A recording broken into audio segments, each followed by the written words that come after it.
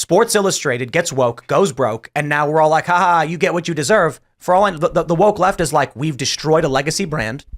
There was a dad who handed a Sports Illustrated to his kid. It's talking about football and his favorite dad. He's like, look, this was when so-and-so first got on the team. It was something I remember. Now it's like, what are you going to remember from your childhood that you're going to be able to hand down? I don't think we should be celebrating these legacy brands getting woke and blowing up. No. Because it's like, it's a culture revolution. This ideology is parasitic, and it will destroy whatever it takes over. If it does, it'll infest it, or it'll invade, it'll take over, it'll wear whatever it takes over like a skin suit. And if it destroys it totally, it's fine.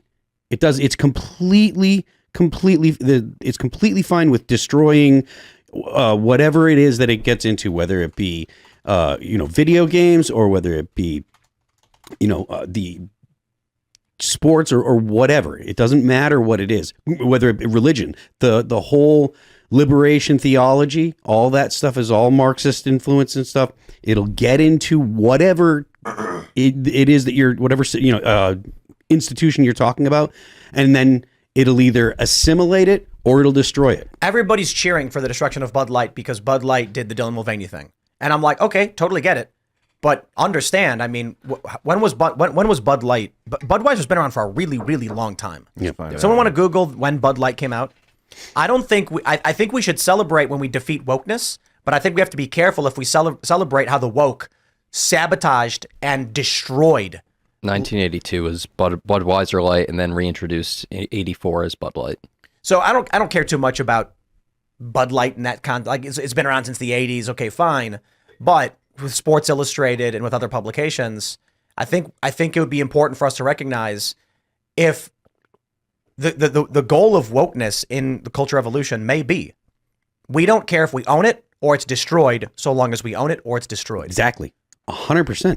That is the entire goal of the cultural revolution. They need to take over what the things that Americans come together over. So whether it be Bud Light as a brand, or you look at what they do to Disney. Disney was a wholesome family American brand, and now Disney's reeling with half the country hating Disney and half the country loving Disney, and there's all kinds of strife. That kind of stuff is what this ideology does. It can't do anything but destroy. The whole thing is called deconstructing. They got us cheering for the destruction of our institutions. Yes, well, that's terrifying. We should not do that. We should not destroy things, and that's why, like we talked about whether or not we should, make room for people that realize that they had, been consumed by bad ideas, with whether it be woke or whatever you want to call it. And you have to make a space for people to come back in.